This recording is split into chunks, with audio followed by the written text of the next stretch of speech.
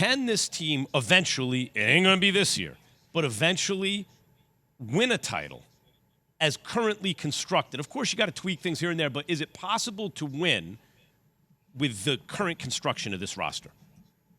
No. Win an NBA championship? No.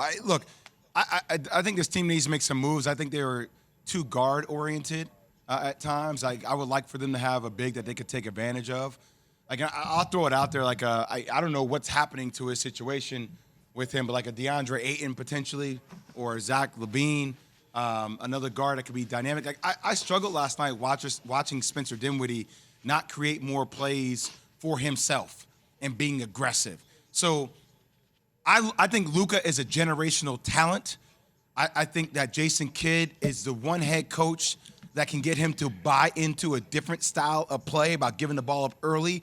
If there were players, personnel-wise, that can create shots for themselves and play faster. I think Luka's conditioning is something that has to change. I think he has to play faster. But as they're currently constructed right now, I do not think they have enough in the tank with the way the Western Conference is going to be there when it's all said and done. I think they need to add different pieces and another superstar to their table. They certainly got to get a superstar. And Luka's not enough to carry them.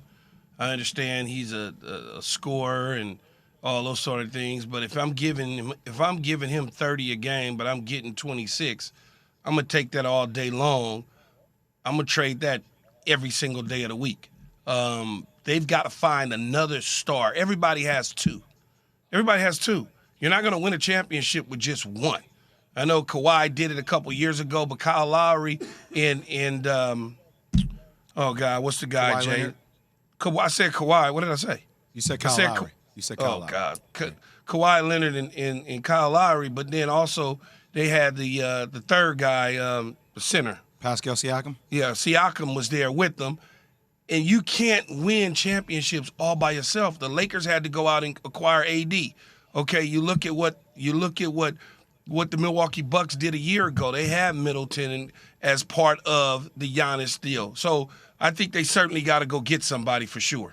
I'll go. Let's go back to Luka for a second, because I hear you. Of course, no one does it by themselves, right? Unless it's a freaky thing where a year everyone gets hurt and someone squeezes in. But I hear what you're saying, Key. But I'm looking at Luka and thinking about the two guys that he's frequently compared to, Larry Bird and Magic Johnson, right? Because they're oversized, ball handling. I mean, Bird could handle, but that's not. He was like a power forward, small forward, power forward. But had the ball a lot, distributed a lot, could set up your offense, that kind of stuff. And Magic, obviously, the point guard. Magic and Bird made the people around them better all the time. I can't think of a single team where it's like Magic and Bird didn't elevate the surrounding pieces, right?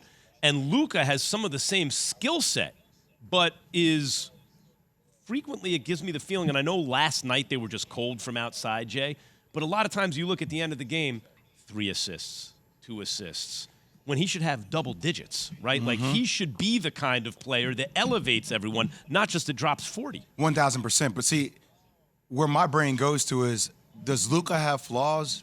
Yeah, he does have flaws. Is he a superstar generational talent? Yes. Mm-hmm. So I'm going to figure out the flaws with the personnel I surround him with. And I'm looking at Golden State as saying, Key, there's so much firepower on Golden State that we're going to talk about what Luka needs to do to single-handedly keep his team in the game. Like people today are going to debase Luka and be like, oh, let me tell you, Luka is not going to be the guy, or he has all the stuff he needs to work on. And I'm saying, yeah, Luka does have a lot of stuff he needs to work on, but Luka also needs help in order to get his team to the point that has the same kind of offensive explosion like Golden State does. Because Golden State is just different. Golden State is going to make a lot of teams look like they have flaws. Yeah, they're close, but I heard Max say something. Oh, yeah, they got to miss the shots. Well, that's the same thing we said in game 2. All right, well, they didn't shoot it well. Well, okay, so there's a recurring theme there. Mm-hmm. They're not shooting the ball well. They're not knocking down the shots. What do we said it in? We said it in game 2. We said it in game 3. Oh, well, I can't do it. Wiggins, I don't know if he can do it. Well, the same thing is happening. So clearly they need to go out there and find out how to get some help, speed up the game for Luka. And you say, well, he's a generational talent. Yeah, on the offensive side of the ball he is. Yeah, for sure. But defensively, come on out here, Jay. Come out here and get some of this. What's between him and James Harden from a couple of years ago? Luka and James Harden from a couple of years ago. What's the difference? Luka's size. Yeah, but in terms of effectiveness. Well, James Harden has the ball and dances more in the perimeter, like he more iso ball. Luka does more out of pick and roll. Okay, a lot more out of pick and roll. But the result seems to me more or less the same in terms of the numbers, in terms of the wins, in terms of how far the team will go. I mean, James Harden, when he had Chris Paul and he had shooters, and in his greatest season, probably should have beaten the Warriors, but they choked in Game 7 at home. What year is this for Luka? Very early on, no question. So the big difference you're saying is that Luka is where James Harden was, give or take, in his prime, but in his, third season.